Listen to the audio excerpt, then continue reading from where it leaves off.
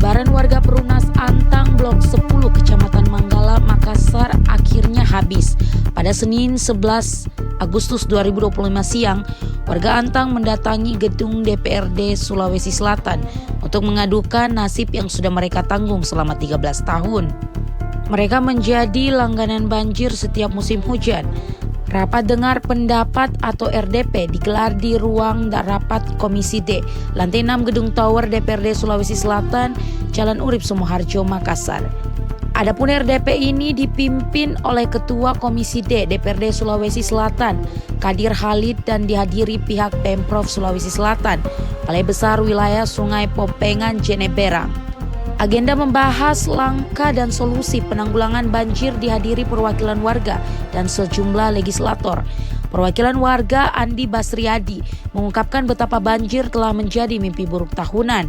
Ia menilai pemerintah terkesan membiarkan penderitaan warga tanpa solusi yang nyata.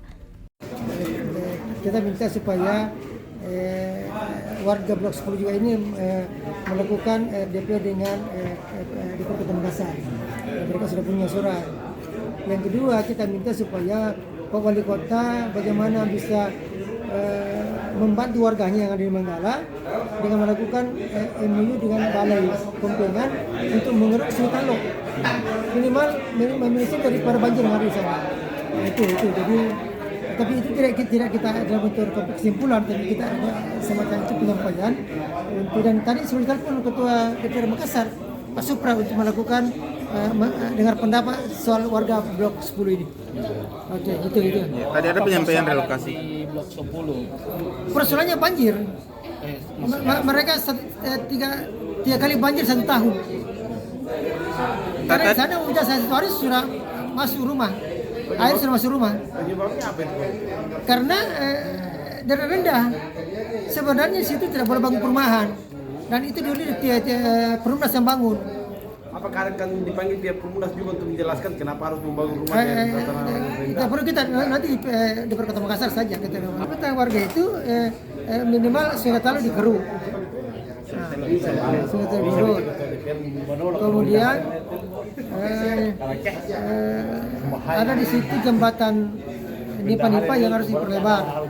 Itu semua kan Pemda Kota Makassar dan Jawa.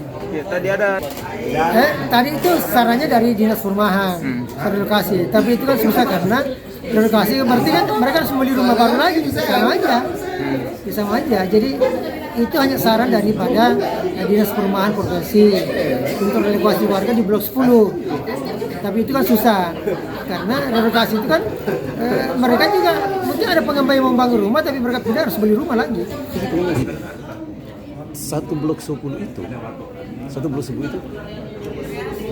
kurang lebih 750 kakak kepala keluarga, kurang lebih bisa saja sampai 800 Pak. Itu yang belum terdata. Jadi hitung saja Pak, 750 kali suami istri saya itu sudah 1.500. Kalau kita rata-ratakan dengan keluarga 3 orang saja itu 2.000 lebih. Jadi korban banjir di sana lebih 3.000 Pak. Itu belum masuk belum 8, belum 9, belum belakang perumahan Pemda. Dan yang di bawah itu belum masuk Pak. Jadi kalau kita estimasi banjir korbannya itu menghampiri 5.000 orang. Jadi 5.000 orang menghampiri. Nah, pertanyaannya, bagaimana yang terdampak langsung? Yang terdampak langsung Pak, itu lebih parah lagi. Tapi kalau kita juga ini yang tidak terdampak langsung, lebih parah lagi Pak. Karena kita mau keluar untuk cari akses makanan tidak ada, karena semua tertutup. Semua tertutup. Ibaratnya kita tinggal di Nusa Kambangan, mau keluar air, pergi kemana? Tidak ada apa-apa. Itulah yang menjadi keluhan kita di sana. Dan ini terjadi setiap tahun, bahkan sampai 3 kali setahun terjadi.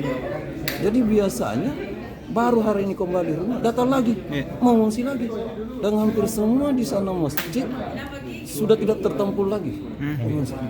4 masjid di sana sudah disakut, tidak tertampung. Bahkan di sana di wilayah kita juga pernah komplain. Seharusnya jangan pasal lah yang namanya zona kawasan banjir, karena image kita juga ini seakan-akan baru ditanya di mana tinggal Bolsonaro dan sudah bilang daerah banjir. Ini kan begitu. Download Tribun X sekarang, menghadirkan lokal menjadi Indonesia.